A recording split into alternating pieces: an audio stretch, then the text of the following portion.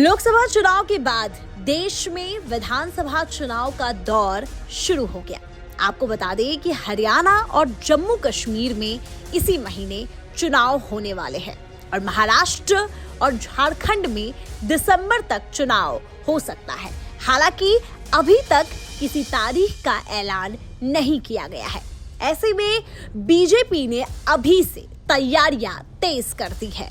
लोकसभा चुनाव में बीजेपी को महाराष्ट्र में भारी नुकसान उठाना पड़ा था।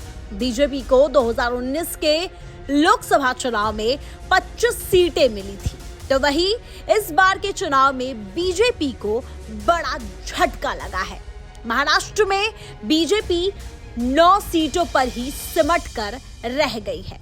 अब ऐसे में महाराष्ट्र को लेकर बीजेपी अपनी रणनीति में बड़ा बदलाव करने जा रही है। आपको बता दें कि महाराष्ट्र में बीजेपी के सहयोगी दलों और शिवसेना एनसीपी में हुई दो फाड़ की वजह से खासा नुकसान उठाना पड़ा था। शायद यही वजह है कि बीजेपी अब महाराष्ट्र में एकला चलो की नीति अपना सकती है, क्योंकि शिवसेना और एनसीपी के साथ गठबंधन कर बीजेपी को ही नुकसान होता दिखाई दे रहा है। बीजेपी महाराष्ट्र में अब आत्मनिर्भर बनना चाहती है। अगर महाराष्ट्र में बीजेपी गठबंधन के साथ चुनाव लड़ती है तो उससे इस बार एक नहीं 2 दलों के साथ सीटों का बंटवारा करना पड़ेगा, जो कि बीजेपी के लिए आसान नहीं होगा। लोकसभा चुनाव में बीजेपी ने देख लिया है कि सहयोगी दलों के साथ चुनाव लड़ना कितना नुकसानदायक है। सीटों के हिसाब से देखा जाए तो बीजेपी महाराष्ट्र में सबसे बड़ी पार्टी है। 2019 के विधानसभा चुनाव में बीजेपी को 105 सीटें मिली थी, लेकिन सरकार बनाने के लिए ये आंकड़ा काफी नहीं है।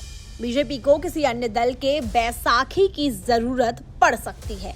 ऐसे में बीजेपी के पास 2 रास्ते बच रहे थे, या तो बीजेपी लोकसभा की ही तरह गठबंधन में चुनाव लड़े या फिर अकेले दम पर चुनाव लड़कर जीते और बहुमत का वो मैजिकल नंबर हासिल कर ले।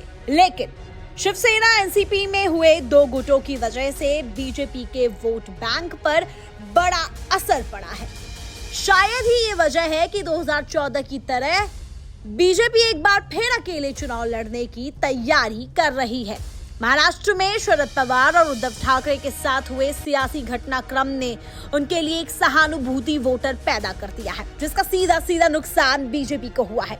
हमने लोकसभा चुनाव में देखा अजीत पवार वाली एनसीपी को महज 1 सीटें ही मिल पाई थी, वहीं एकनाथ शिंदे वाली शिवसेना को 8 सीटें मिली थी, जबकि शरद पवार की एनसीपी को 8 तो वहीं उद्धव ठाकरे की शिवसेना को 9 सीटें मिली। तो ऐसे में ये तो साफ है कि महाराष्ट्र में महाविकास अघाड़ी पहले से कई ज्यादा मजबूत हो गई है। फिलहाल के लिए बस इतना ही। देश और विदेश की तमाम खबरें देखने के लिए बने रहिए न्यूज स्टेट्स के साथ। न्यूज नेशन अब व्हाट्सएप पर खबरों के ताजा अपडेट के लिए न्यूज नेशन के इस QR कोड को स्कैन करें।